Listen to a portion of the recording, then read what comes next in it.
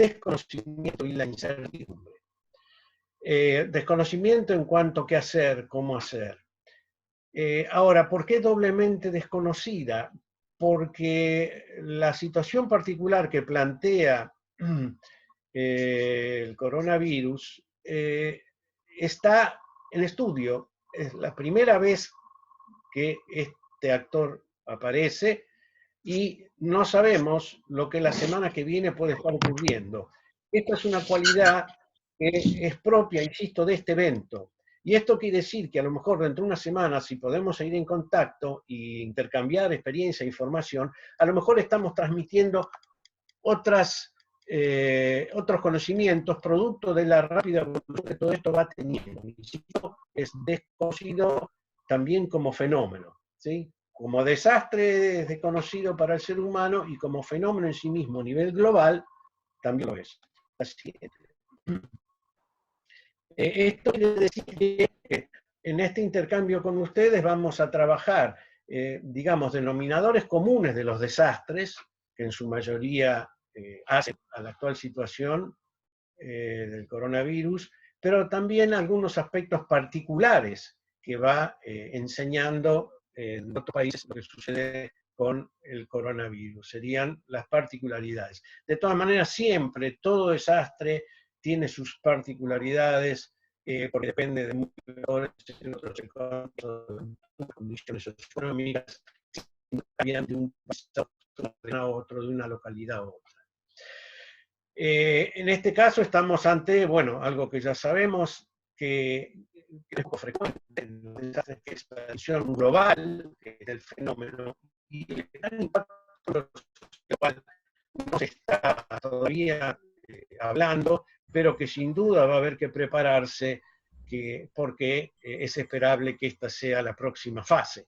O sea, ¿qué va a pasar con la economía de los países a partir de que se haya suspendido la actividad en la mayoría de los países, y además que están impulsando una serie de medidas económicas que también son absolutamente nuevas y distintas a lo que tradicionalmente se hace ante un desastre?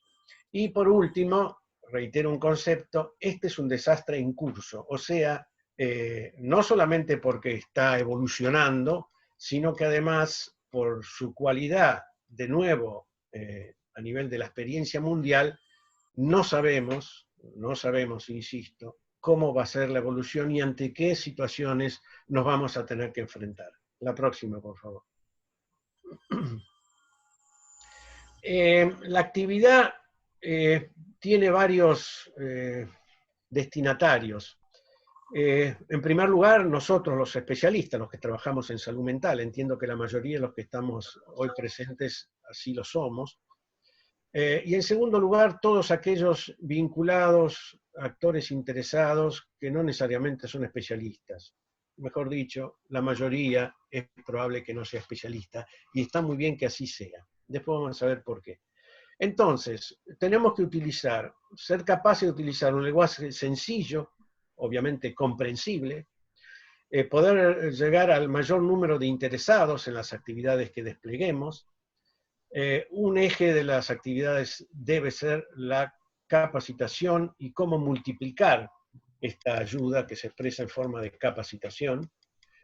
Y también una aclaración que yo me permito hacer, que algunos conceptos pueden resultar elementales para los especialistas, seguramente, ya lo saben, pero tenemos que recordar que esto es para trabajarlo con otros que no son especialistas.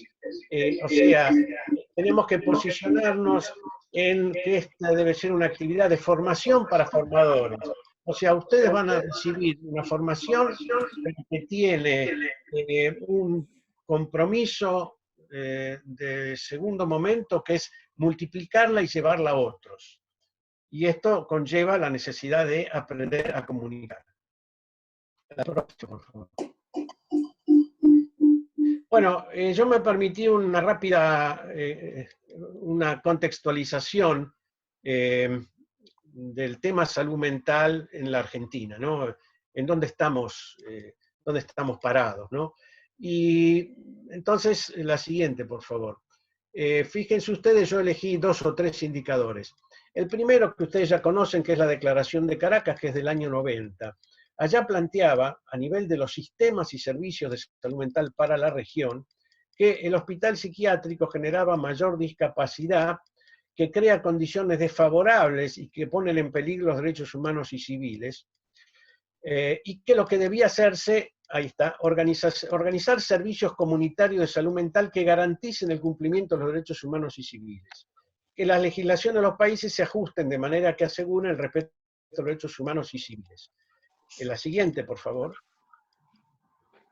Que la atención central en el hospital psiquiátrico tiene que ser reemplazada por una prestación de servicios descentralizada, participativa, integral, continua, preventiva, basada en la comunidad y en el pleno ejercicio de los derechos humanos. Y otro de los aspectos es que las cátedras deben salir de los hospitales psiquiátricos.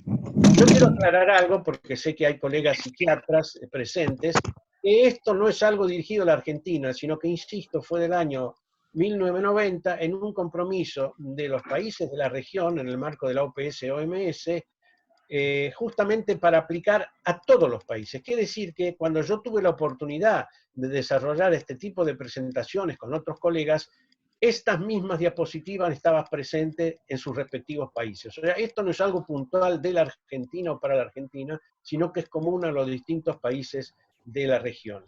Tiene otro aspecto que es muy trascendente, que lo que establece como principios es lo que después en la próxima clase, en el próximo encuentro, vamos a encontrar que son los ejes para la capacitación. O sea que hay una asociación y una similitud muy grande entre cuáles son los principios que debe tener un sistema de salud mental para que sea eficaz y eficiente, con los principios que plantean la transformación actual de los sistemas de salud mental basados en los hospitales psiquiátricos. O sea, la intervención en un desastre nos orienta en las prácticas que son las mismas que deben usarse en tiempos de normalidad, entre comillas, para la creación de un sistema de salud mental más justo y adecuado para todos. Después vamos a desarrollarlo esto. La próxima, por favor. La próxima, por favor. Esta no la vamos a ver pasar. Bueno, desde el punto de vista jurídico-legal, bueno, ustedes ya saben, tenemos una cantidad de acuerdos y compromisos internacionales de derechos humanos y salud mental que obligan al país por haberlos ratificado. O sea, esto es un compromiso del Estado, trasciende al gobierno de turno, ¿verdad?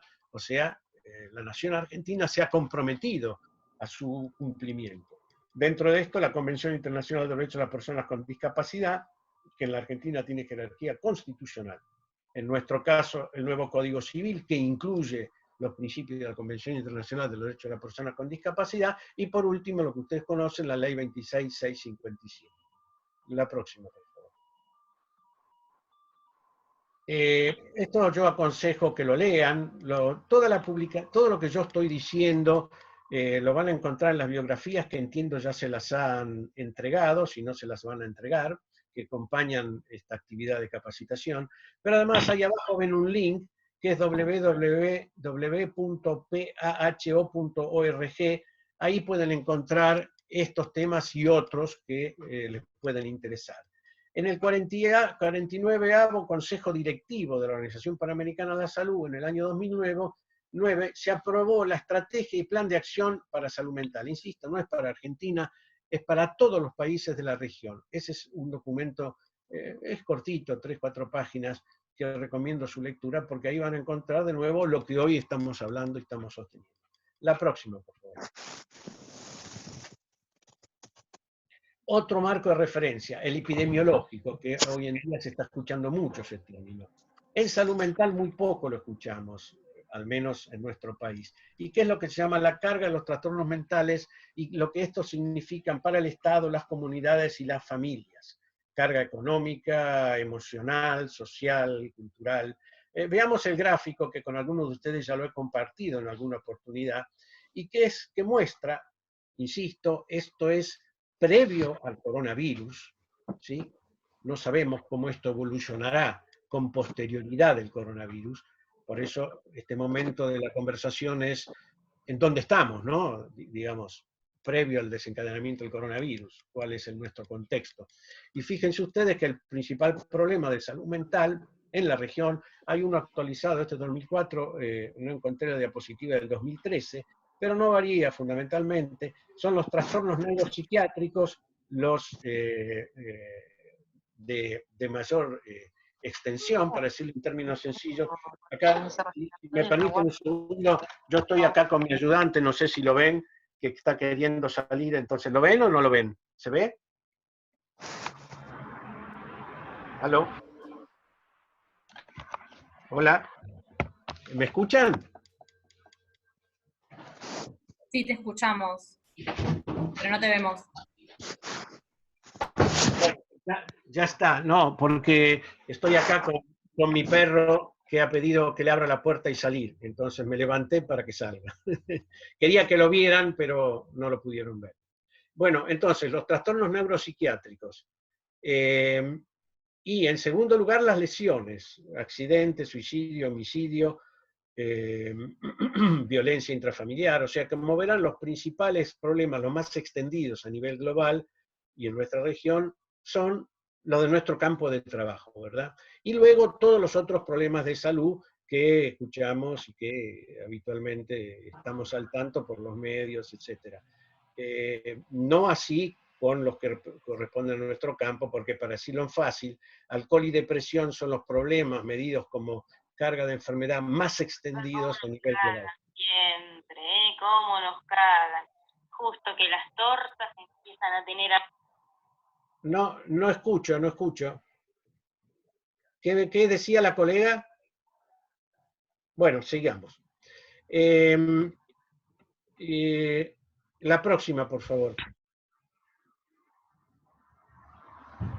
Esto también alguna vez lo hemos compartido, pero es importante saberlo, sobre todo en este momento. Fíjense ustedes que la cantidad, porque los estudios que llevaron, bueno, ¿cuáles son los principales problemas? Fenómeno. Después hay que ver los países que tienen construido. ¿Cómo? Hola, Hugo. Sí. ¿Qué tal? Soy Gabriela, acá. Puse el Sí, audio. Gabriela. En realidad no te contestan porque están todos silenciados para que hables vos, para que sepas. Y no se te ve la imagen, no sé qué pasó ahí. Por ahí, A ver si nada, yo puedo. quiero contextualizar un poco una cuestión. Ahora sí te veo. Ahora sí. Bueno, Sí. disculpen, ¿eh? Nada, no hay problema. No, por ahí contextualizar un poco para contextualizarte a vos un poco, que están todos como bastante perdidos específicamente en qué hacer en este momento con el tema específico del coronavirus. Digo porque... Ahí vamos, ok, ahí vamos. perdón, Ahí pero lo que vamos. pasa es que la verdad que mucha de esta información ya la tienen en otras clases. Me parece bien, es un repaso que es necesario porque es desde donde partimos. No, está Me bien, pero permito, después por ahí... en todo caso pido disculpas, pero me pareció importante que esta información esté, No, porque está en la perfecto, yo práctica como se va a para implicar. situarte. Bien, entonces, como ustedes siempre ven, y como bien dijo Gabriela, ya lo deben conocer, que hay la mayor parte de la población que está afectada previa al coronavirus, ¿sí? No recibe ningún tipo de atención, no sabemos quiénes son, dónde están y qué le pasa. Y esa población en nuestros países es alrededor del 80%. La próxima, por favor. Entonces, lo que tendríamos que hacer en el caso de el coronavirus, y ahí vamos lentamente, es desarrollar un sistema de salud mental basado en la comunidad con enfoque derecho. Luego le pondremos 2 puntos. ¿Qué sería eso? Bueno, obviamente sustitutivo del hospital psiquiátrico con una efectiva inclusión en el sistema general de salud. Luego pondremos ejemplos de por qué estos sistemas no sirven y no funcionan y por qué necesitamos desarrollar otro tipo de prácticas. El sistema actual, obviamente, no están dadas las condiciones para una adecuada intervención ante un desastre. Y esto lo tenemos que decir porque son las instituciones a las cuales pertenecemos nosotros, ¿verdad? Y de las cuales debemos las directivas que recibimos para trabajar cotidianamente. La próxima, por favor. La próxima. Esta es, bueno, la cantidad de profesionales, eso es importante saber. Nuestro país es uno de los que más profesionales por 100.000 habitantes tiene del mundo. Para la próxima, Gabriela. ¿Y esto por qué es importante? Porque la cantidad per se no define la posibilidad de un mejor o un peor sistema de salud mental, porque si nosotros comparamos un país con 10 o 20 veces menos profesionales, podemos observar que la brecha, o sea, de 70-80% de la población desatendida, es la misma que el nuestro, que tiene esta cantidad enorme de profesionales. Por lo tanto, puntualmente, entre los distintos factores que hacen al tema, la pregunta sería, ¿formados de qué modo y para hacer qué cosa? Más que la cantidad de profesionales per se. La carencia de instrumentos justamente se encuentra ante esta situación de crisis y de desastres, donde claramente vemos y nos encontramos que qué hacemos nosotros los que trabajamos en tal o cual hospital y qué podemos hacer en la práctica concreta. La siguiente. Además tenemos que agregar que el sistema de salud, en este caso de nuevo sí la Argentina, es un sistema de salud complejo porque es segmentado y fragmentado. Y entonces, en sencillo, quiere decir que nosotros en nuestro servicio recibimos pacientes de todos lados y eso dificulta enormemente la respuesta adecuada que la población debiera recibir. La próxima. Entonces, las dos medidas que ustedes tienen que considerar para las respuestas que van a empezar a dar, seguramente ya han empezado a trabajar, es la accesibilidad, o sea, que lo que brinden debe estar al alcance de la población en lo geográfico, cultural, económico y administrativo, ¿sí? O sea que esto tiene que ver más con ir a donde está la población que esperar en un consultorio que los pacientes lleguen, ¿sí? Imagínense hoy, con todo cerrado, cómo se desplegaría esto, ¿no? Y además, que esa accesibilidad se acompañe con una continuidad de cuidados. O sea que hay que desarrollar en el transcurso del tiempo, no solamente en el momento puntual de la intervención, que luego entenderemos o analizaremos cuál puede ser, sino fundamentalmente qué ocurre con la persona el resto de los días que no va a estar en contacto directo con nosotros. Que valga la pena aclararlo, cuando se habla de hospitales de especialidad, la mayor especialidad no está en salud mental en un hospital de tercer nivel, sino en qué hacer durante los 355 días restantes que la persona ya no está en ese hospital. Adelante. La próxima. Ahora inicia la segunda, ¿sí? Esto estaba previsto, pero bueno, con más tiempo, y este era un momento para que una escala técnica. Sí. ¿Te puedo hacer una pregunta? Me presento, soy Verónica Roma. Durante ¿qué tal? Mucho tiempo, ¿cómo estás? Durante mucho tiempo coordiné la residencia de salud mental y ahora me invitaron a participar en este espacio. Sí. Una consulta me gustaría hacerte en relación a el tema de la formación en esta coyuntura actual, porque si bien lo que vos estás planteando tiene que ver con toda una modificación a la que están tendiendo los países y que desde los profesionales de salud mental también apuntamos nosotros, sobre todo con esa importancia de los recursos humanos que hay acá en la Argentina, pero particularmente en la ciudad de Buenos Aires, ¿cómo podemos acompañar el proceso que está viviendo la población en relación a este tema? Mirá, en función de tu experiencia. Sí, está clarísimo, está muy claro, y ese es el objetivo de este encuentro con ustedes. Si vos me permitís, Verónica, que yo avance un poquito más, y si esto no te lo contesto más adelante, te voy a pedir que por favor me recuerdes la pregunta, ¿de acuerdo? Bueno, ok. La tercera diapositiva, porfa. No, la siguiente. Bien. Emergencia humanitaria. ¿Qué entiende la OMS como emergencia humanitaria? Desde la perspectiva de salud mental, las emergencias sanitarias implican una perturbación individual y social que excede de manera significativa la capacidad de la población afectada para enfrentarse a la situación. y, como dijimos al principio, tiene un componente de incertidumbre absolutamente determinante. La siguiente. Algunas consideraciones. Ahora vamos yendo a lo que Verónica preguntaba. En el trabajo en salud mental, el recurso humano es el principal instrumento. O sea, nosotros no necesitamos laboratorio, aparatología, instrumental, no. Somos nosotros mismos, digamos, lo que interviene en las situaciones en las cuales somos solicitados o demandados. Nuestro cuerpo, nuestra persona. Como decía, no se requiere aparatología ni instrumental sofisticado. Trabajamos con valores, con emociones y con afectos. Y rescatamos y sabemos la importancia que es el vínculo interpersonal.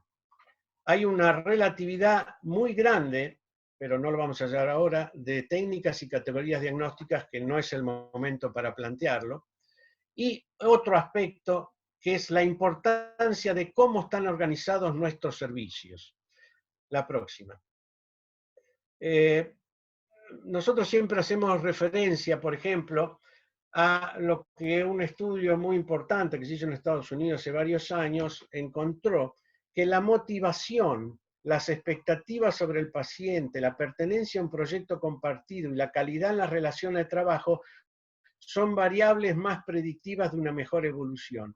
Quiere decir que depende, en el caso de este estudio, que el paciente va a evolucionar más positivamente en la medida que nosotros depositemos mejores expectativas en él, mayores probabilidades de recuperación o no. O sea que nos tira la pelota, digamos, a nuestro campo, al campo de los especialistas o de los profesionales de la salud. O sea, nuestros aspectos, digamos, actitudinales en el vínculo que podemos hacer con la persona. La siguiente. Bueno, nuestra salud mental en el trabajo depende en gran medida del sentido que encontramos en la labor cotidiana. Creo que no por ser psiquiatra o psicólogo uno queda por fuera de esto, sino todo lo contrario. Lamentablemente en esta limitación, o sea, por una parte la genialidad de la Internet que nos permite estar ahora entre 50 personas comunicados. Bueno, por ahora monologando yo, ¿verdad? Pero simultáneamente a eso, no poder vernos, no poder estar presentes, es sobre todo en salud mental sin duda una limitación, pero tenemos que adecuarnos a las herramientas que tenemos, ¿verdad?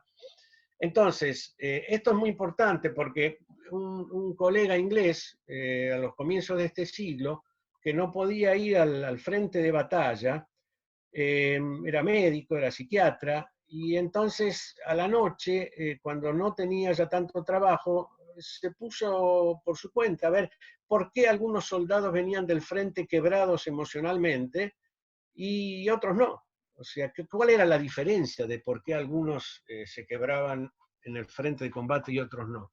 Y el colega llegó a la conclusión que no dependía ni del entrenamiento, ni del armamento, el equipamiento, el calzado, la vestimenta, la alimentación, sino que dependía fundamentalmente del sentido que encontraban al estar expuesto a las situaciones tan dolorosas a las cuales debían exponerse. O sea, quien no encontraba sentido a aquello era más proclive de fracturarse emocionalmente que aquel que sí le encontraba un sentido. Esto después vino en el diagnóstico de las neurosis traumáticas de guerra, que, bueno, que se han utilizado como categoría diagnóstica, y creo que es interesante porque cuando ustedes están en un hospital y los consulten las enfermeras que están agotadas y agobiadas, bueno, esta dimensión también existe. Si encuentran un sentido para hacer lo que tienen que hacer o no le encuentran un sentido. Y en relación a esto también, el factor protector que hace al trabajo en equipo. O sea, en salud mental y sobre todo en contexto de desastre, nadie debe trabajar solo. Debemos, digamos, si ustedes me dicen, bueno, hace alguna prioridad, por favor, rápido. Entonces, la prioridad es justamente constituir un equipo. Esto es fundamental. El equipo va a actuar y nos va a ayudar a nosotros para distintas y diversas situaciones que son básicas y elementales para cuidarnos a nosotros mismos, que es el primer paso que debemos desarrollar. Verónica preguntaba, ¿qué tenemos que hacer? Bueno, contestar a la pregunta, ¿cómo nos tenemos que cuidar nosotros a nosotros mismos? ¿Qué podemos hacer? Uno, constituir un equipo.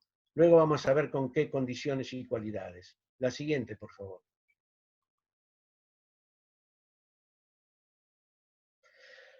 Después vamos a retomar todos estos conceptos y reitero, la de hoy sería también un encuentro introductorio, ¿sí? Tenemos 2 encuentros más. La situación por la cual se atraviesa en un contexto de desastre, ya dijimos, es algo nuevo, está la incertidumbre. La respuesta técnica sería que entramos en crisis, pero como nosotros los médicos aprendimos en anatomía patológica, crisis no es lisis. Ustedes se acuerdan que crisis es un estado de desorganización de las células y los tejidos, y lisis es la destrucción de las células y los tejidos, bueno, por ejemplo, en la muerte. Lo curioso es que tomamos crisis como sinónimo de lisis, y es importante en este momento volver a la anatomía patológica para entender esto a escala social y humana. La crisis conlleva no solamente situaciones sin retorno, sino también oportunidades de salida inéditas, superadoras de lo anterior. Les voy a comentar una situación puntual. En mi trabajo en El Salvador, yo estuve como consultor viviendo 2 años, e insistíamos ante el Ministerio de Salud que debía haber psicofármacos en los hospitales generales, que al menos las guardias tenían que tener psicofármacos. Y los psicofármacos nunca llegaban. Y no llegaban por algo que ustedes deben conocer, porque en los hospitales dicen, no, acá no nos mandan psicofármacos, el ministerio no nos manda. Entonces cuando íbamos al ministerio, el ministerio decía, no mandamos porque nadie sabe manejar, nadie sabe usar los psicofármacos. Entonces nunca se rompía este círculo vicioso. Bueno, a las 48 horas del primer terremoto, el ministro entendió y compró psicofármacos, y eso nos permitió rápidamente al menos un proceso de capacitación para el uso racional en las urgencias. Bueno, esa fue una oportunidad que nos dio la situación de terremoto en El Salvador. La próxima. Dicho sea de paso, yo no lo comenté al principio, en el caso del coronavirus, que es una situación inédita y que no sabemos la semana que viene cómo vamos a estar y qué herramientas vamos a necesitar, es una situación que, por otro lado, tiene la particularidad o la paradoja de que no nos plantea un contexto de desastre como son en su mayoría los desastres. ¿A qué me refiero? Un desastre natural, un terremoto, un tsunami, un huracán, no solamente tiene a la gente encerrada en la casa, sino que probablemente las tenga sin casa, probablemente no haya agua, probablemente no haya luz, probablemente no haya rutas, probablemente no funcione internet y no tengamos los teléfonos celulares. A mí me pasó en distintas experiencias eso, o sea que también es interesante pensar estas diferencias que hay entre los distintos contextos de desastres. Volviendo al desarrollo de la estrategia para una respuesta, ¿qué podemos hacer? Bueno, obviamente que si lo hacemos bien nos va a permitir que la población acceda a la atención que debe recibir, técnicamente adecuada, o sea, reduciría la brecha de la atención. Debería acercar los servicios a donde la gente vive su cotidianeidad. Ustedes pensarán que esto es una cosa que, bueno, otra vez con esto, reiterando, ya lo escuchamos. Miren, yo participé, por ejemplo, no voy a puntualizar qué país, donde el coordinador de salud mental estaba muy entusiasmado, realmente eufórico, porque el ministro le había nombrado de un día para otro 22 psicólogos nuevos en un servicio de salud mental que, como pasa en muchos países, el nombramiento de un psicólogo viene algún día o no viene nunca. Y nosotros fuimos a ver al día siguiente a estos psicólogos, a donde estaban instalados, y la imagen era tremenda, porque habían improvisado unos escritorios y estaban solos, sentados detrás del escritorio, esperando que vengan los pacientes. Y este no es un problema del psicólogo, cómodo, malvado o vago, sino que es los instrumentos que el psicólogo recibió para poder intervenir en una situación así, y evidentemente no lo sabía. Y esto es un ejemplo muy gráfico, ¿no? Promover la inclusión de la salud mental en los hospitales generales y la atención primaria de la salud. O sea, nosotros una de las tareas que podemos hacer, Verónica, insistir cuando somos convocados o cuando tenemos un espacio, que la salud mental debe ser parte, hoy más que nunca, de todas las iniciativas de salud pública en general. Yo todavía no he escuchado en ningún medio que se hable de esto en las directivas e indicaciones que se están haciendo para el trabajo en salud. Y eso depende no solamente de las autoridades, sino de lo que los actores de salud mental seamos capaces de estimular ante las autoridades. Y tenemos en el contexto de desastre aspectos a favor para que esto tenga sentido y después vamos a ver cuáles son. Pero esto depende en gran medida de nosotros. Se habla ya de psicosis en los medios, pero no se retraduce eso en la presencia de personal de salud mental capacitado para dar cuenta de las situaciones que surgen. Bueno, hay que intervenir respetando las culturas locales, obviamente, y hay que ver de qué manera se incluyen a los sectores locales. Bueno, ahora uno dice, bueno, pero si la gente está encerrada en la casa, ¿qué voy a hacer yo? Pero cuando esto está en evolución, ¿qué voy a poder hacer yo o tener que hacer yo? Si, por ejemplo, somos convocados de una parroquia, de un barrio, de un grupo de vecinos, ¿qué recomendación doy? ¿Cómo intervengo? ¿Nombro 10 psiquiatras o trato de fortalecer las herramientas y las experiencias que ellos tienen para que puedan ellos afrontar las situaciones que se le presentan y se le van a presentar? Bueno, hay que involucrar a las instituciones del Estado y las organizaciones naturales de la comunidad, lo acabo de decir, pero además activamente a todas las que tienen que ver con el campo de la salud mental, por ejemplo, una escuela. Bueno, ¿qué deben saber los docentes, los maestros? ¿Tienen algo para saber en salud mental? ¿Pueden hacer algo en salud mental? La fuerza de seguridad, porque nosotros vemos la fuerza de seguridad que están ahora en la calle cortando el tráfico y supervisando a la persona que está, si debe estar o no debe estar en la calle.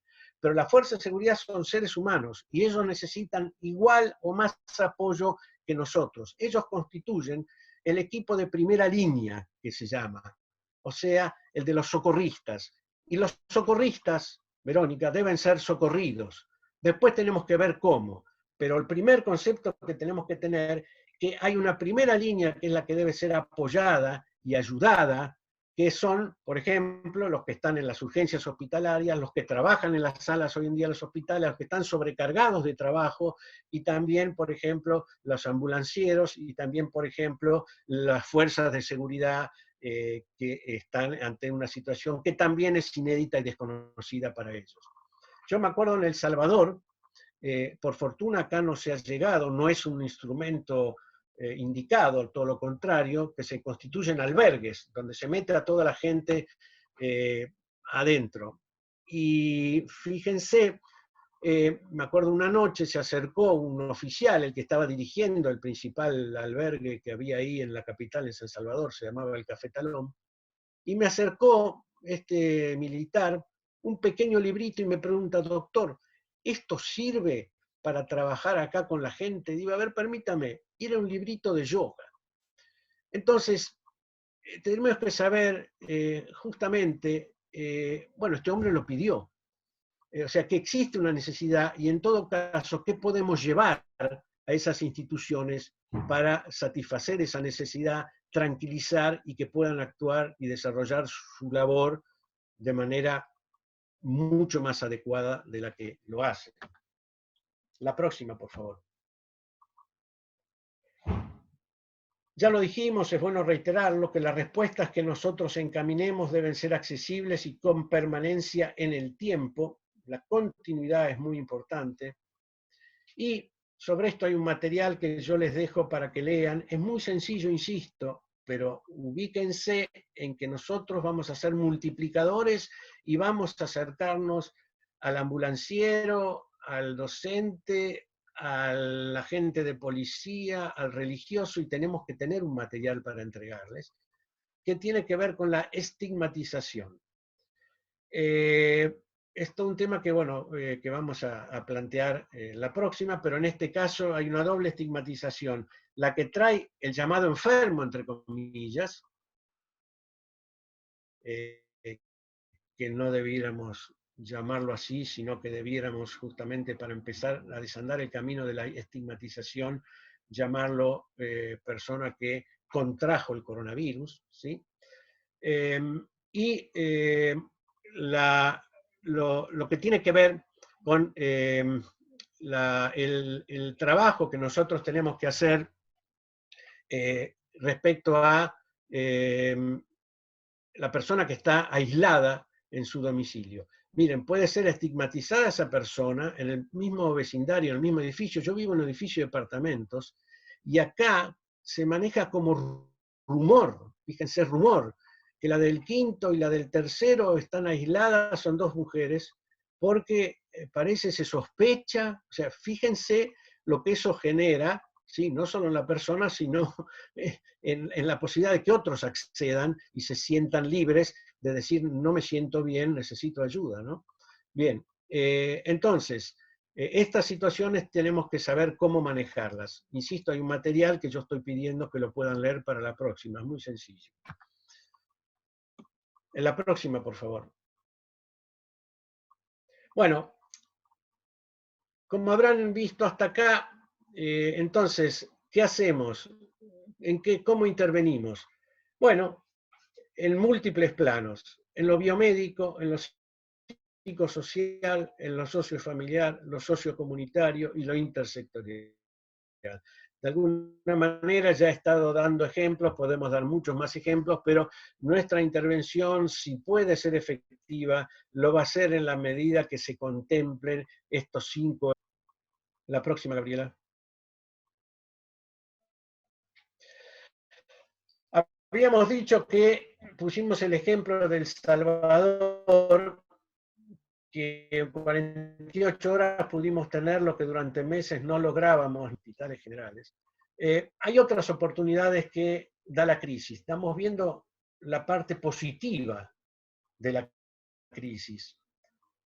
La aceleración de procesos, la gran sensibilización de la comunidad. O sea, acá todavía no surgió. En algún momento va a surgir, tal vez con esto del encierro obligado de las personas, que ahora comienza a actuar, empieza a aparecer una cantidad de problemáticas que rápidamente hacen como si fuera, en palabras sencillas, hambre de salud mental. La gente reclama por situaciones que no puede sostener, ya no orgánicas, ya no de contagio, sino emocionales. ¿Sí? No quiero poner palabras diagnósticas porque, insisto, tenemos que aprender a poder transmitir esto a otros que de diagnóstico no tienen por qué saber nada, pero que están afectadas en el plano emocional. Esto se va a traducir, de surgir, en una demanda importante a las autoridades que tendremos que saber, como decíamos antes, encauzar, ordenar y responder, ¿sí? Otra oportunidad que plantea la crisis como justamente como oportunidad, perdón la reiteración, es que las personas se movilizan en reclamo de sus derechos. Esto es curioso, pero así surge. Están descritos los desastres 3 fases, algunos describen 4 fases. Yo no lo quise incluir, pero en la literatura que ustedes tienen, que yo envié, lo pueden leer ahí, pero suele suceder que en la primera fase del impacto, de lo agudo, después viene una fase de rechazo, de protesta, lo diríamos también de paranoia entre nosotros, inclusive puede ser de violencia en la sociedad. Y después una tercera, que sería más de aceptación, de tristeza, bueno, más depresiva, si quieren poner un nombre técnico. ¿Por qué yo digo todo esto? Porque en la segunda fase aparecerían este tipo de reclamos que son muy, muy potentes. Por ejemplo, en una localidad de Chile donde por el ingreso de personas politraumatizadas, el director del hospital decidió sacar las 8 camas de salud mental, porque era un hospital general que tenía camas para salud mental. Los familiares y los vecinos se juntaron, cortaron la ruta central de Chile, exigiendo la rápida vuelta de esas camas al hospital general, porque ellos consideraban que eran necesarias. Y efectivamente el director tuvo que dar marcha atrás y devolver las camas de salud mental. Yo cuento por estas situaciones que he vivido y que suceden, y que estar abierto a lo impredecible es muy importante. Afloramiento de problemas profundos, ocultos.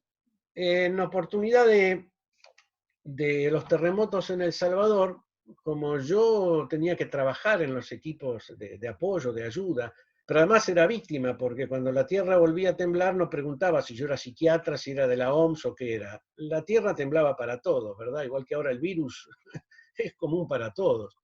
Y entonces no dormíamos más de 2 o 3 horas por este sobresalto que nos hacía interrumpir el sueño y ya después nadie volvía a dormir. Entonces yo estaba en un hotel y entonces bajamos a un lugar protegido que no se nos iba a caer nada en la cabeza y ahí conocí a una enfermera de Dinamarca que acababa de ser nombrada, era el año 2001, fíjense lo poco de historia que tenemos en salud mental en desastres, desde un enfoque de salud pública, para la Cruz Roja en Ginebra.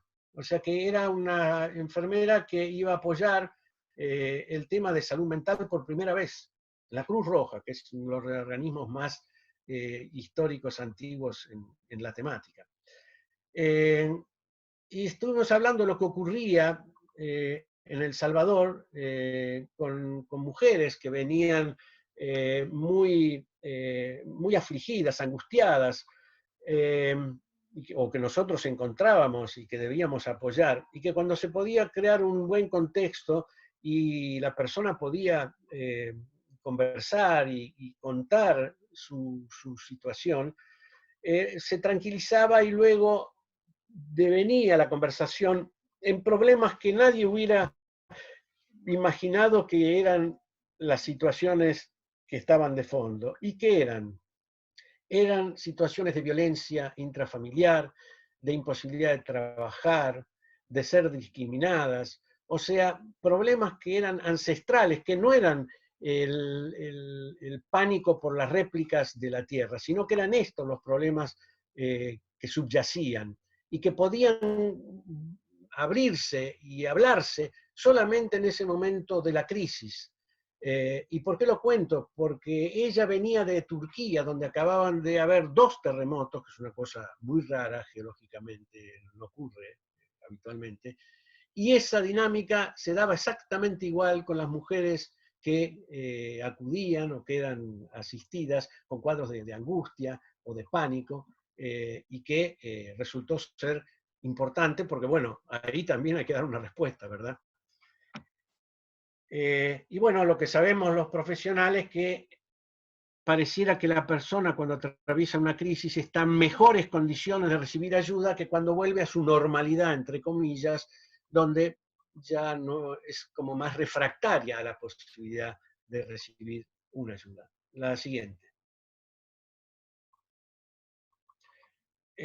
Bueno, nuevamente la figura del hospital psiquiátrico, esto es así, yo lo he visto en los países donde tuve que intervenir, están alejados geográficamente y culturalmente. En Ecuador he tenido que intervenir una señora muy angustiada con un intento de suicidio con 4 niños. La respuesta que tenía instalada el sistema era enviarla al hospital psiquiátrico más cercano, 280 kilómetros. Bueno, la respuesta la tienen ustedes, si eso es lo que se debe hacer o no se debe hacer. Obviamente que además de sumarle un problema a la señora por la preocupación de sus niños, imagínense los niños que quedaban solos, bueno, o sea, es una debacle sobre otra debacle. Bueno, ese es un ejemplo dramático de los sistemas de salud que no dan cuenta y no resuelven. Y entonces, esto también es algo en cuanto a qué hacemos. Por ejemplo, no hacer esto, es un hacer, ¿verdad? Bien, concentran los recursos en la mayoría de los lugares. Ahí están. Cuando en un país el presidente declaró el estado de movilización de todo el personal público, o sea que uno tenía que ir no donde trabajaba, sino donde el Estado le decía que tenía que ir, porque había pueblos arrasados, casas de adobe que se habían destruido. Fuimos al lugar donde estaba la mayoría de los psiquiatras, que era el hospital psiquiátrico de la capital. Y fue muy interesante porque le planteamos que había que ir a tal pueblo, a tal pueblo, a tal pueblo, a tal pueblo, y un colega, que era de la Asociación de Psiquiatras de la Comisión Directiva, dijo fue conmovedor, dice, ¿sabe qué pasa, doctor? Nosotros no sabemos qué hacer bajo un palo de mango. Palo de mango es el árbol del mango, que es la fruta, que está muy extendido en Centroamérica, ¿sí? Y en muchos países tropicales. Y bueno, era muy gráfico y bueno, estaba la situación de poder entrenarse, al menos en lo básico, y salir a apoyar, ¿no? Y bueno, la preparación, ya lo hemos dicho, no incluye, no permite, no visualiza otro tipo de intervenciones. La siguiente.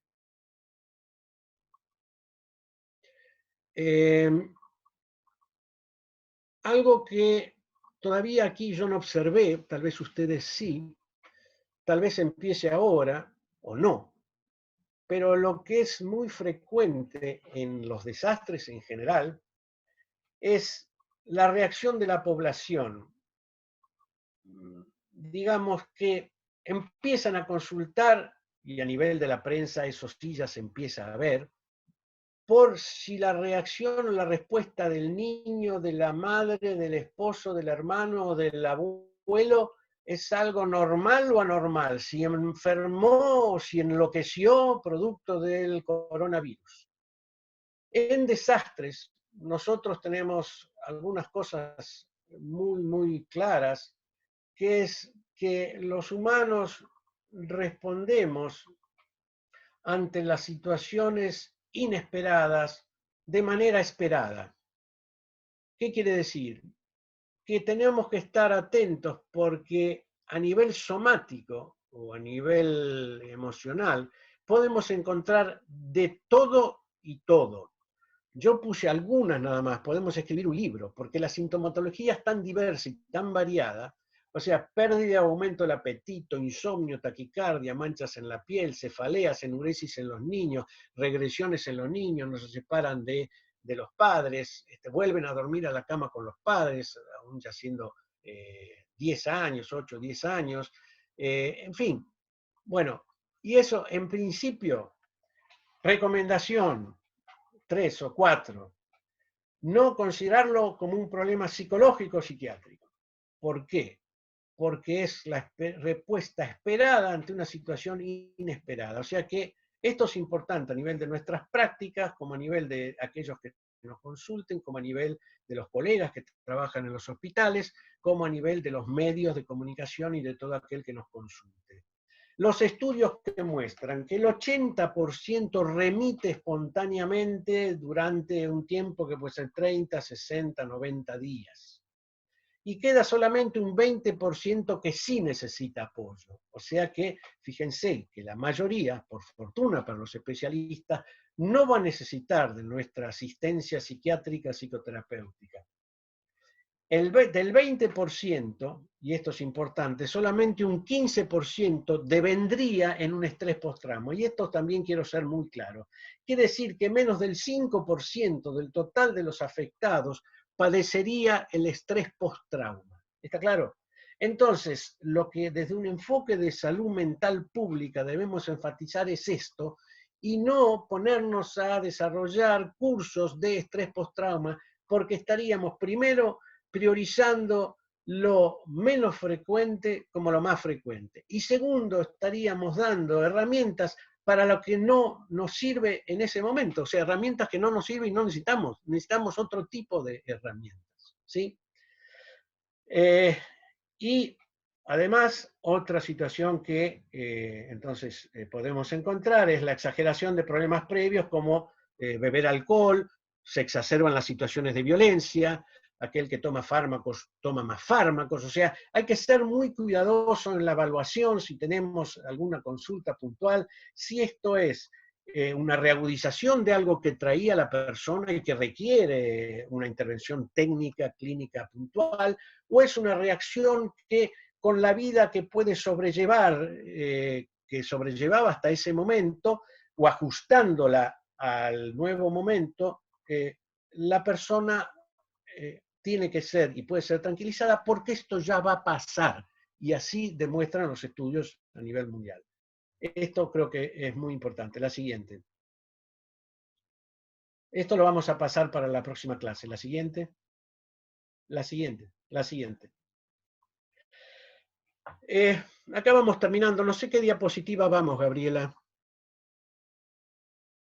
¿Cómo? No te escucho. Hola Hugo, acá estoy. Ahí, Sí. la 17. ¿Ves? ¿Ves al costadito? ¿Se ve eso? Faltan 1, Sí. 2, 3, 4, 5, hay varias, 6, 7, Bien. 8. Y después son No, está bien. Está Ok, bien, estamos en tiempo. ok. Pasá a la anterior, por favor. Ahí voy. ¿Está? Así es. Esto también, a ver, no lo vemos hasta hoy al menos con el coronavirus, pero sí está demostrado que se ve en los otros desastres a los cuales nos enfrentamos y nos podemos enfrentar a futuro. Argentina es un país que, para su fortuna, no conoce los desastres, al menos con la frecuencia que en la mayoría de los países del mundo ocurren. Solo pensar en Centroamérica, donde pasan de dengue a dengue hemorrágico, huracanes, terremotos, bueno, en fin, todas las desgracias juntas y en ciclos continuos, ¿no? ¿A qué me refiero? Uno es consultado, bueno, mañana un secretario de salud lo llama, bueno, a ver, ¿qué puedo hacer usted que es psicólogo, que es psiquiatra? Dígame, por favor. A nosotros nos llamaban los ministros de los países, bueno, ¿qué tengo que hacer, doctor? Porque acá la gente está angustiada, pide por salud mental, pide profesionales. Entonces, ¿nosotros qué decimos? Decimos lo que ahora voy a intentar definir conceptualmente. Insisto, hasta hoy en coronavirus no se ha dado, pero no quiere decir que no se dé en adelante. Sí está visto que en otro tipo de desastres se da. Hay dos tipos de estresores, o sea, lo que impacta en el ser humano en el plano emocional y en el plano corporal. El estresor primario, digamos, es el terremoto, la persona que se le cayó la casa, el evento en sí, del movimiento de la Tierra y todo lo que conlleva. El estresor secundario es lo que viene después, el segundo momento, o sea, esa persona que sobrevivió llorando sobre los escombros de lo que era su casa. ¿Qué necesitamos para actuar, para prevenir? Si algo podemos prevenir en estas situaciones, que sí podemos prevenir. Un terremoto no se puede prevenir. Un huracán se puede anticipar unos días. Pero, en fin, es muy poco lo que se puede hacer, obviamente.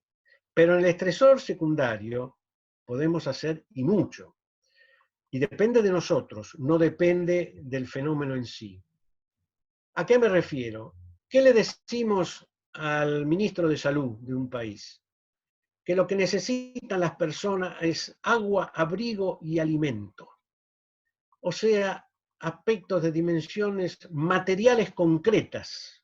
Como ustedes verán, agua, abrigo y alimento. Entonces, en general, los ministros dicen, bueno, doctor, pero usted es psiquiatra, ¿qué tengo que hacer? Agua, abrigo y alimento. Bueno, está bien, pero ¿qué más? Dice, bueno, encontrar a las víctimas y darle sepultura. Esto es muy importante porque uno va a decir, bueno, porque tiene que ver, yo soy psiquiatra. Bueno, pero como psiquiatra tenemos que saber que el estresor secundario de no ser contemplado, de no ser atendido con estas respuestas muy concretas, que obviamente no la vamos a dar nosotros, la tiene que dar el área que le corresponde, agua, abrigo y alimento, pero nosotros como psiquiatras tenemos que ir a bienestar social o acción social y decir, viejo, tenés que proveer agua, abrigo y alimento. ¿qué va a pasar? La gente entra en un cuadro, en un duelo patológico, para ponerle un nombre técnico que nos vamos a entender enseguida. Y eso es algo que se está estudiando ahora, por ejemplo, en el impacto habido en el huracán allá en la zona de Nueva Orleans, en Mississippi, en Estados Unidos, el Katrina, donde toda la población fue evacuada, heroicamente, entre comillas, a un estado de béisbol, y ahí se la puso, pero después resulta que ni agua potable tenían. Bueno, están estudiando justamente el impacto emocional que tiene esa población, porque no fue atendida. E insisto, atender quiere decir proveer de necesidades básicas, ¿sí? Que son las que esta gente no tuvo. En el caso de los muertos, también sabemos, bueno, se desaconsejan por ese motivo las fosas comunes, cosa que en Haití no se pudo evitar, pero bueno, todos los humanos necesitamos estar en contacto, ver al menos alguna pertenencia de nuestro ser querido que falleció, y por supuesto, si tenemos la oportunidad, darle la sepultura. En la Argentina tenemos una historia trágica, que son los desaparecidos, que, bueno, justamente, entre otras cosas, no permiten esta reparación de enterrar a los seres queridos que nunca más se supo dónde están. Acá hay que ver puntualmente en el caso del corona por el manejo de los cadáveres, eso también es una bibliografía que ustedes van a ver. Hay que evaluar bien las situaciones de cada caso, porque si hay contagio o no hay contagio. Nosotros en salud mental lo que tenemos que tener presente que para la familia, para su futuro emocional, es fundamental poder tener algún tipo de contacto, ver a la persona y por supuesto acompañarla en el entierro. La próxima. Y la próxima. Vamos a dejar esto para la próxima, qué hacer con los docentes. La próxima. Albergues no tenemos, no lo vamos a hablar ahora, la próxima. Son todas las áreas críticas en las cuales hay que trabajar. Bueno, siempre debemos identificar los espacios y las formas organizativas ya existentes de la población e interactuar con ellos. Yo le puse algún ejemplo de la Ciudad de Buenos Aires, de un club barrial, de una parroquia, de alguna organización partidaria que los convoca, que les pregunta, o algún comunicado de prensa para algún medio. Yo he tenido consultas de colegas que me decían, mira, me están llamando de tal radio, ¿qué digo? Bueno, estos son indicaciones puntuales para orientar ese tipo de respuestas, ¿sí? Hay que primero conocer cómo se organizan y qué hacen habitualmente y cómo desde ellos, qué debo apoyar yo de lo que ellos realizan para que se empoderen y puedan intervenir sin la necesidad de mi presencia permanente. Nunca sustituir esos espacios, bueno, no se hace más, no haga más, no, ver de qué manera en todo caso esa misma actividad retoma formas para su continuidad, pero nunca eliminarla ni poner en su lugar otra que supuestamente yo, que soy profesional, debo saber, que en realidad no es la intervención, no es el concepto para intervenir, ¿verdad? Y bueno, que estas formas son los espacios privilegiados para identificar necesidades, así como los recursos locales. O sea, el contacto con estas entidades vecinales, locales, barriales, es lo que en última instancia nos va a estar contando qué se necesita y a su vez con qué recursos se cuenta, porque yo no puedo traer un camión de no sé qué. A lo mejor ellos tienen formas de apoyo que de ellos dependen y que perfectamente son las prioritarias y las identificadas para ese momento. Pero es un trabajo que tenemos que hacer nosotros los profesionales. La próxima. Antes de esto, yo mencioné de paso un comunicado con los medios. Uno de los materiales que hay es justamente cómo organizar un comunicado de prensa. ¿Qué debo decirle a un periodista para ser útil a la sociedad en el plano de lo emocional de las personas? Es un material que después algunos tips, como se diría, vamos a poder compartir. Bueno, hay que ayudar y reforzar las acciones positivas que las personas hacen espontáneamente en sus contextos habituales, ya lo dijimos. No haga, no puede hacer, no toque, aíslese, no, un momentito, tenemos que ser cuidadosos en evaluar y de qué manera esta persona afectada puede transformarse en un colaborador activo de nuestras estrategias. La siguiente. Lo dijimos al principio, debemos recordar que el equipo de salud puede ser uno de los sectores vulnerables y por lo tanto requiere de sus espacios propios de contención. Habíamos dicho, recuerdan, prioridad 1, no trabajar solo, trabajar en equipo. En equipo. ¿Y por qué? Porque el equipo nos permite tener un espacio para hablar de nuestros afectos, de nuestros temores, de lo que sentimos, de lo que hicimos, si lo que se hizo fue lo correcto, si no fue lo correcto, etc. Intercambiar, no aislarnos, ¿sí? Esto hay que promoverlo, en primer lugar, para salud mental, y en segundo lugar, para los demás. Ya que está aquí presente Gabriela, vamos a aprovechar de que esta debería ser una iniciativa, me permito aportar, para que los residentes tengan este espacio en su cotidianidad de manera rigurosa, o sea que se pueda disponer de 3/4 de hora, 1 hora, el tiempo que sea necesario, para producir este intercambio que hace a nuestra salud mental. Yo me acuerdo que, vuelvo a mencionar el caso de El Salvador, había un problema, muchos directores de hospital venían a la OPS a consultar que tenían dificultad con el personal de enfermería, porque entraba a las 6 de la mañana y no se ponían a trabajar, y si lo hacían muy parcialmente, algunos, no todos se plegaban a la tarea cotidiana. ¿Y qué pasaba? Que se encontraban, se aislaban, buscaban un lugar que no esté a la vista de las autoridades y hablaban y se ponían a llorar. Otros se ponían a rezar tomados de la mano. ¿Cuál fue la respuesta a ese director? ¿Prohíba terminantemente como agente de salud realizar este tipo de encuentros? No. Ponga como organigrama de su hospital que la primer media hora el personal de enfermería deberá tener un espacio de encuentro cerrado entre ellos para que se promueva, en lugar de prohibir, justamente expresarse y expresar, contactarse con los temores, con las ansiedades, y si hay que llorar, poder hacerlo. Esto es otra indicación, aunque parezca poco académica, pero es fundamental, que podemos y debemos hacer en las instituciones, con nosotros y en las instituciones en las que trabajamos. La próxima, por favor. En síntesis, con algunos de ustedes hablé de esta imagen. A mí me pasó porque tuve la fortuna de viajar mucho, entonces me pasaba en los aviones un tiempo enorme. Y vieron cuando uno sube a un avión, que la azafata dice lo de los cinturones, de la cartilla, y después dice, en caso de una despresurización, una máscara caerá, una máscara de oxígeno caerá delante de usted, tire la máscara, bla, bla, bla, bla, bla, bla, bla, bla, bla. ¿Y qué dice?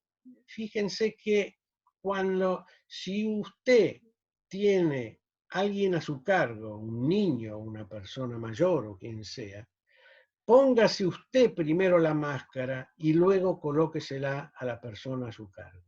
Es clarísimo, además la aviación no tiene mucho margen de error.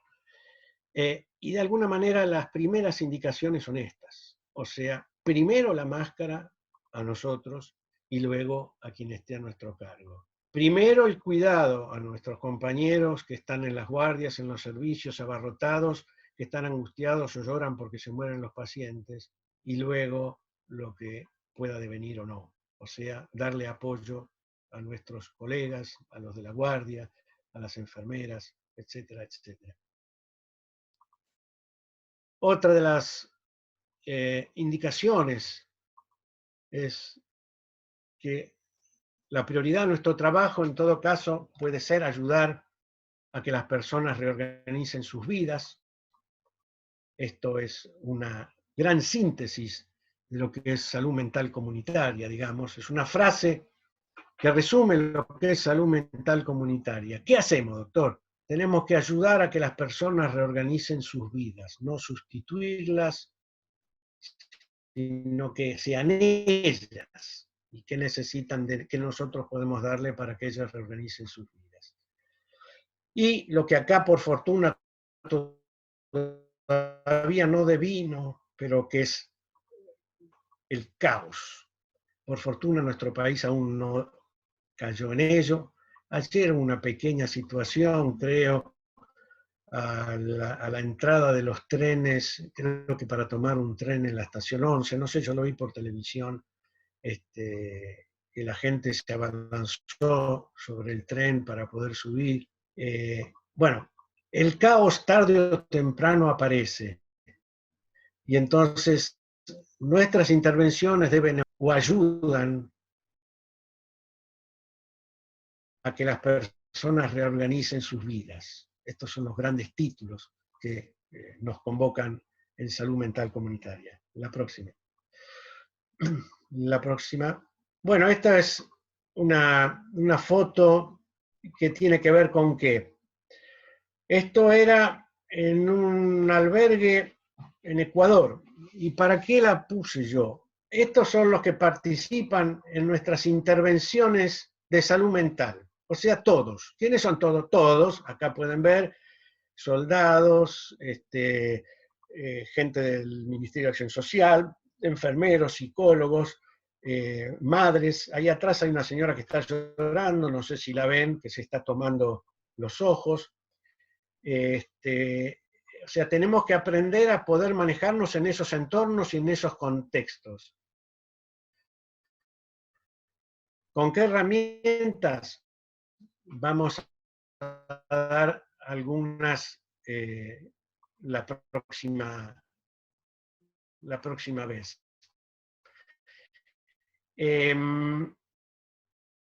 La próxima.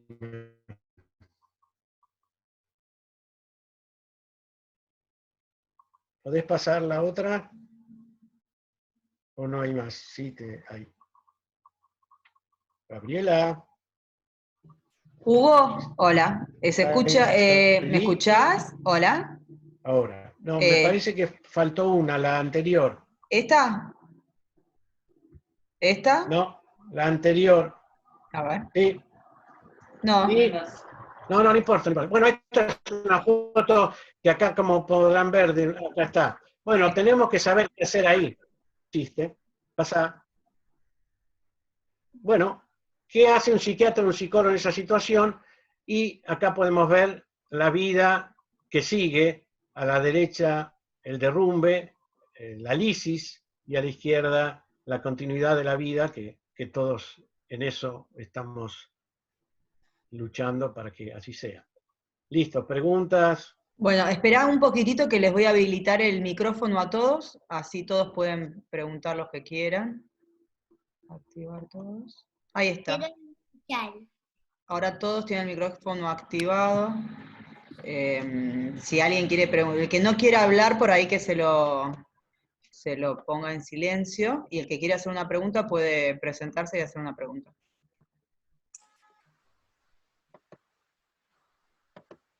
Hay algunos que no puedo activar, que evidentemente lo deben tener ellos bloqueado, así que actívense ustedes, si no, chicos. ¿Se lo puede ver a Hugo, Gaby? ¿Está Hugo ahí? ¿No lo ven? No, veo el power yo. Ah, espera. Un segundo. Ahí lo saco el power. Dejar de compartir. Ahí está. Si quieren, actívense los videitos también. Así Hugo ve a alguien. Claro. Eso.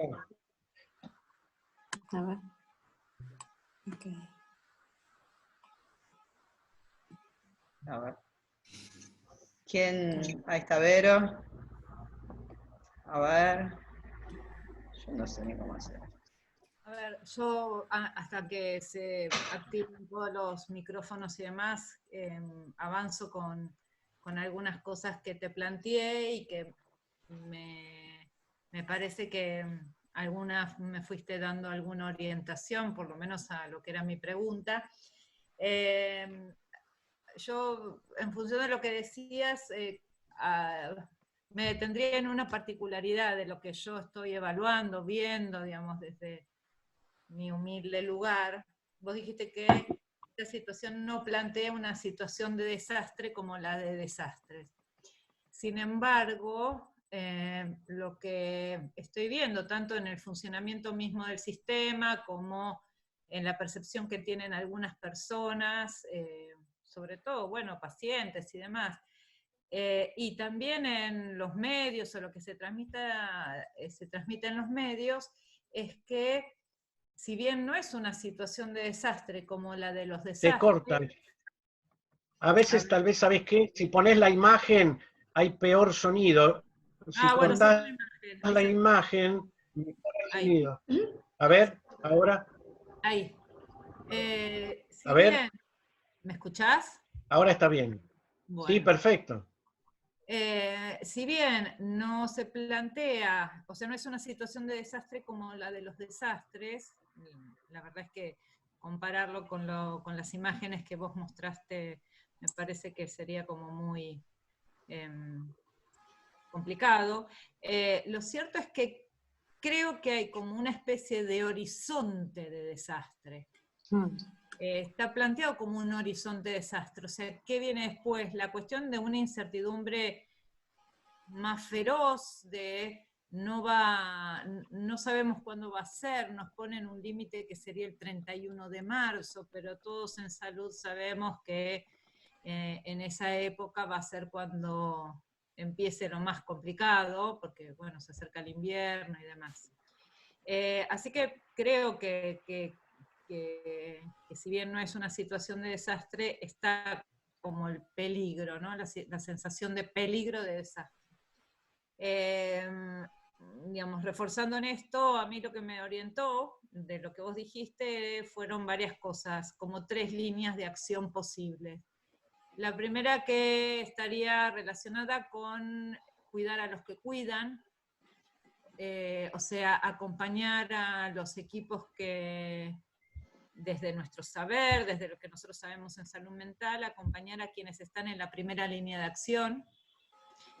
La segunda me pareció que tenía más que ver con cierta cuestión del trabajo con el entorno, trabajar bastante el tema de la estigmatización y toda la violencia que eso genera. Hemos visto situaciones de violencia bastante importantes. Y la tercera es trabajar específicamente con aquellos afectados.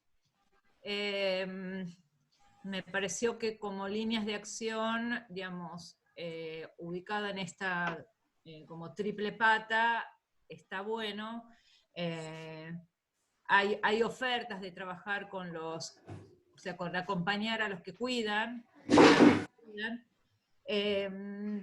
Respecto de las situaciones del entorno, me pareció como re atinente pensar en conformación de redes. Me daba la pauta de esto que vos decías, que en tu tercer piso o en el quinto piso había alguien. Digo, ¿cómo armar una situación de red? No sé, ponele, se me ocurre, en ese edificio, para que aquel que está padeciendo esto no sea estigmatizado, excluido, más que excluido, casi hasta desechado, y poder armar una red de apoyo entre todos, digamos, como acciones. Después no sé cómo podríamos pensar en llevarlo a cabo. Las situaciones de violencia me parece que también tiene que ver con poder contextualizar un poco el peligro. Doy un ejemplo, lo de Buquebús. No sé si escuchaste, Hugo, lo que pasó en Buquebús. No, Sí.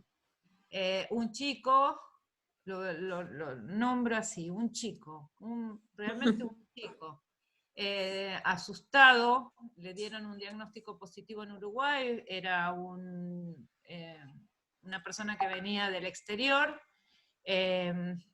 y bueno, se lo atacó, supuestamente le dio positivo, y el tema es contextualizarlo, o sea, realmente es un chico asustado, no sé si tenía 20 años, solo en otro país, y me parece que contextualizar el peligro como que no era un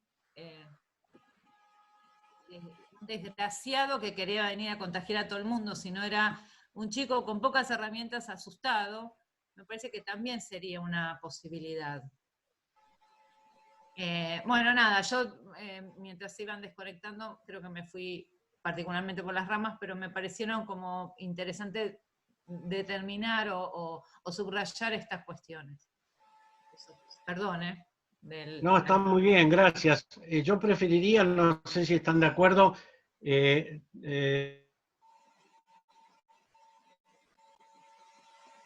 escuchar las distintas... Gabriela. ¿Sí? Seguimos con las... ¿Quién más quiere decir algo? Después yo me voy a permitir hacer alguna devolución. Hola, Hugo. Sí, Sí, yo escucho.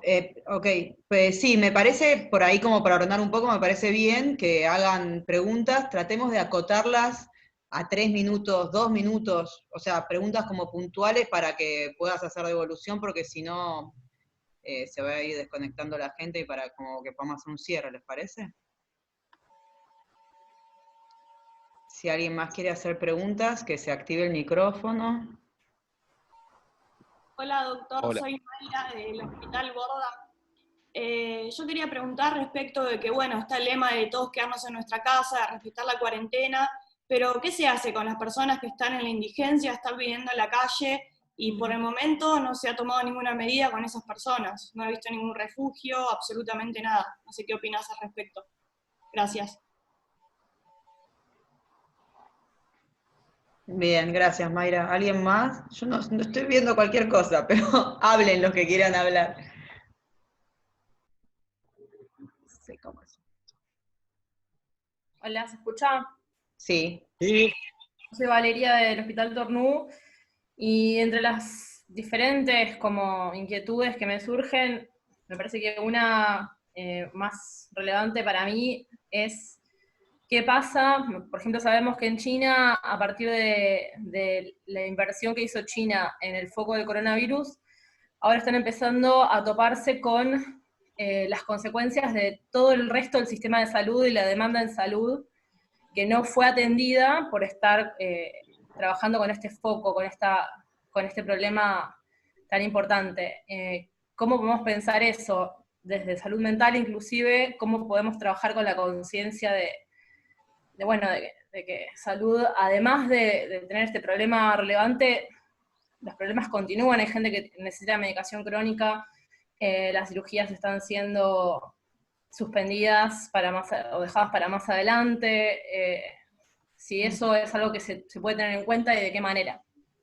Gracias. Muy bien. ¿Alguien más?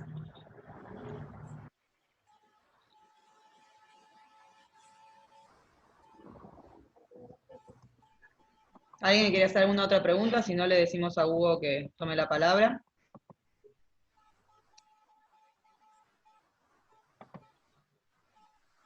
Sol, ¿querés hablar? Bueno, Hugo, ¿querés retomar? Sí. Una de las cosas que me permito comentar es que debiéramos adiestrarnos más en el manejo de estas plataformas, porque evidentemente, bueno, hay que aprovecharlas y es una gran oportunidad que se nos brinda.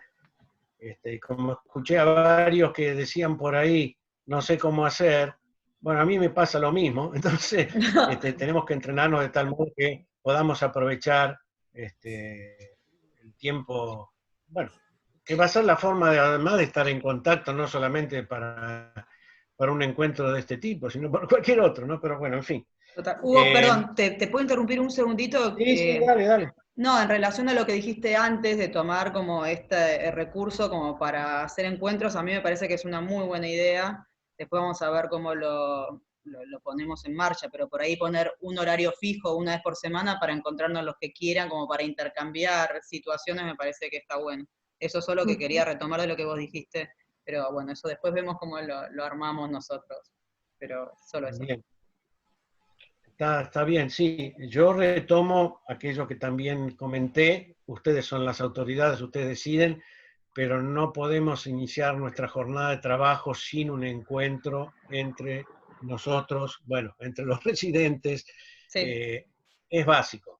Estamos Ahí de acuerdo. arranca el día o no arranca. Ujú. Y después, bueno, estar atentos a qué deviene de esos espacios. En general, evolucionan bien, son buenos, pero puede haber alguna institución donde eso no funcione o genere aspectos que no queríamos. Entonces, bueno, hay que hacer un seguimiento, ¿sí? Es más trabajo, es así. No solamente necesitan esto los residentes, también los que coordinan una residencia, los que son directores en un gobierno, los que son secretarios de salud, los que son ministros de salud, o sea, todos son personas y tarde o temprano son afectadas, y entonces este es un aporte valioso que desde salud mental podemos dar. Bueno, a ver, respuestas cortas porque vamos a seguir charlando la próxima vez. La síntesis que hizo la compañera Verónica, yo la comparto, está muy bien, está perfecto, es muy criteriosa, tiene que ver con los ejes que se proponen para trabajar. Bueno, cuidar a los que cuidan, clarísimo, estamos empezando por nosotros. Los acompañantes, obviamente, si el acompañante no tiene la máscara, no va a poder acompañar a nadie. Entonces, se va a caer en la primera vuelta. Entonces, permitir la máscara también a cada uno que la necesita para poder hacer su tarea. El estigma, yo les dije, es todo un tema que surge ahora muy potente con el coronavirus, por el contagio, por el miedo. Hay un material, una cartilla que ustedes pueden leer, que se las recomiendo para la próxima. Ya de paso, ¿qué hacer? Hacer cartillas. ¿Qué hacer con Buquebús? Bueno, a ver, nosotros no podemos en la ciudad de Buenos Aires llegar a los 5 millones de habitantes, a los 4 millones, qué sé yo cuántos son. Pero tenemos que ver instrumentos que sean accesibles, que sean posibles, que lo resolvamos en una mañana y que nos sintamos cómodos con que hemos hecho un aporte, que son útiles. Entonces las cartillas son muy buenas. Entonces, trabajar con esto del estigma en las cartillas es muy importante. También en las cartillas trabajar de que un médico cirujano puede descompensarse y tener necesidad de llorar porque no aguanta más. Perfecto, bueno, que eso no es estar enfermo, etcétera. O sea, tenemos una cantidad de materiales para incorporar de manera sistemática, o sea, cartillas. Y luego, bueno, progresivamente, algo que no se dijo, lo vamos a ver la próxima, hay que establecer instancias de coordinación, o sea, esto de juntarse es fundamental. Bueno, ¿cómo nos juntamos? Vía internet, es una forma de juntarse, pero hay que juntarse. Entonces, vamos de menos a más. Primero entre nosotros, después, obviamente, con el equipo y con el servicio. Y si se puede, y si no se puede, bueno, pero y después con el ala, bueno, una compañera del Tornú, bueno, hay un sector de la sala que a lo mejor compartimos con la gente de la sala, con enfermería, y después con aquellos de la urgencia, o sea, avanzar en nuestra comunidad primero y luego hacia afuera. Si el Tornú tiene alguna instancia de coordinación barrial, porque a lo mejor van a haber que empezar a crear comités de emergencia barriales, ahí tenemos que tener un pata nosotros. ¿Para qué? Por ejemplo, para esto del estigma, etcétera, no sé si soy claro. Son instancias concretas que algunas dependen directamente de nosotros, reunirnos, y otra de actores intermediarios a los cuales podemos proponerle la idea, pero si ellos no ejecutan, ustedes no van a poder salir del hospital sin que el director les autorice e ir a una comunidad del barrio y decir, bueno, a partir de ahora este va a ser el comité de emergencia, se entiende, ¿no? Pero ese es un criterio.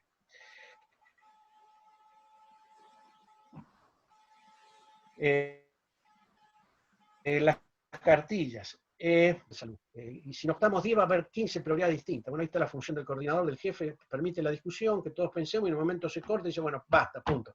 yo decido, estas son las prioridades, pero no es democrático, eso, bueno, mira, estamos en contexto de desastre.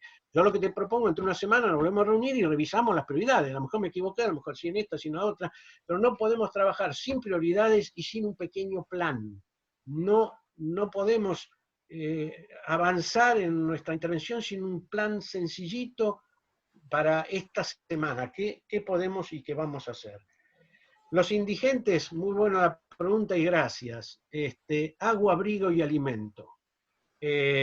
Así tal cual.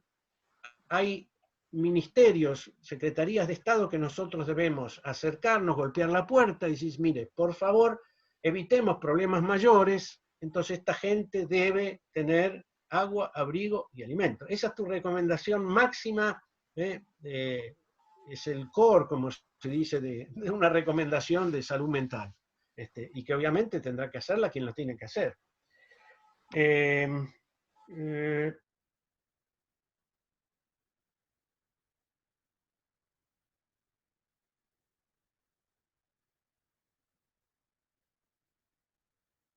Internado tiene que estar en internado, pero para eso hay toda una línea de trabajo muy propia y muy particular. Lo que ahora quiero que quede claro es que deben seguir tal cual venían hasta antes del coronavirus. Si tienen medicación, evaluar la medicación, a lo mejor necesitan más, a lo mejor necesitan menos.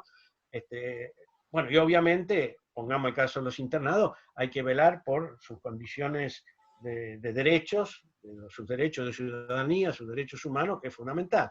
Ahora que de pronto todos se retiran de los hospitales, no queda nadie, bueno, esto hay que ver de qué manera uno lo contempla, porque también un profesional puede ser que es el único que se queda para toda una sala, para todo un servicio, ¿no? Y eso no es justo y no es digno para nosotros. Bueno, en fin, tomé esta cosa muy apretado por el tiempo, vamos a seguir. Yo los invito a que sumen experiencias de vuestro trabajo para la próxima y Hugo, así podemos adelantar. Sí. Perdón, ¿podemos hacer una preguntita más? Que había una chica que quería preguntar. ¿Sí? Una más. Sí, sí, y gracias, y terminamos. Clara, sí. ¿querés preguntar? ¿Me escuchan? ¿Sí, me escuchan ahí? Sí, perfecto. Sí, no, yo tenía una duda, o sea, yo soy jefa de residentes de medicina general y familiar, no soy psiquiatra ni psicóloga, y la duda que más nos está surgiendo a nosotros en este momento, a su vez yo estoy en cuarentena, con lo cual estoy tratando de gestionar instancias de la residencia más a la distancia, tiene que ver con la preparación frente a la situación de máxima crisis, es decir, estamos tratando de... Todavía no estamos en ese momento, más allá de que la residencia, al menos que estamos nosotros, es en Ciudad Oculta y tiene muchísimos casos de dengue en este momento a la vez de toda esta situación, pero cómo organizar el espacio cotidiano frente a lo que se va a venir, no solamente en términos de espacio de contención y de actualización epidemiológica, los momentos que se puedan, sino también en cómo lidiar entre las situaciones de responsabilidad profesional máxima con el Estado y las libertades individuales en las instancias de gestión de personas que somos trabajadores y trabajadoras de la salud, pero que acompañamos procesos de trabajadores y trabajadoras de la salud en formación. No sé si se entiende la pregunta, Hugo. Sí, a ver, tu pregunta es muy amplia. Me resulta difícil contestar todos los aspectos que yo entiendo hacen a tu pregunta, está muy bien. El siguiente nivel de máscara es para ustedes, porque la carga mayor de trabajo está en ustedes, ¿no? Ahora, primero reitero, no podés vos, aunque seas jefa, hacer ningún tipo de planificación ni organización sola. Tenés que hacerla como parte de un equipo, y tenés que intercambiar con otros. Tercero, que a veces hace falta un intermediario externo para que ayude a un equipo a que pueda funcionar mínimamente en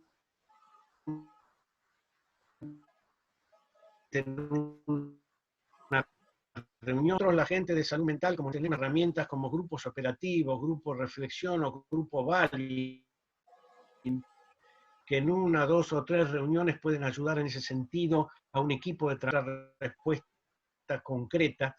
Y después, bueno, hay una cantidad, hay materiales, etcétera, que se pueden leer y que te pueden ayudar. Yo desde afuera me cuesta mucho decirte que tendría que ser parte de una reunión de trabajo de ustedes y poder orientarte desde adentro. pero se me ocurren esas 2 o 3 ideas por ahora, ¿sí?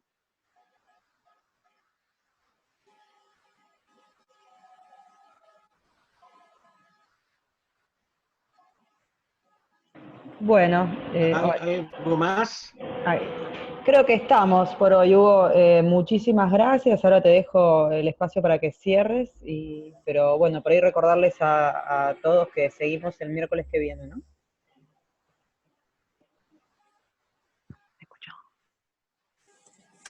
Bueno, no, el agradecido soy yo.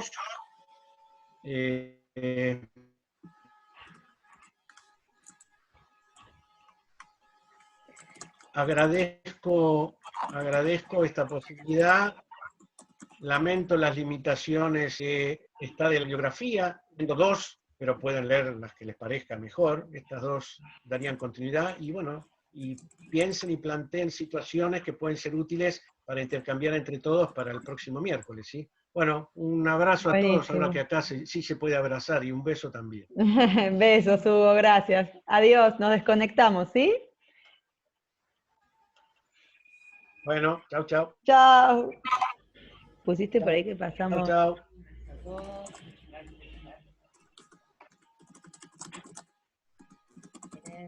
Nos vemos el miércoles próximo.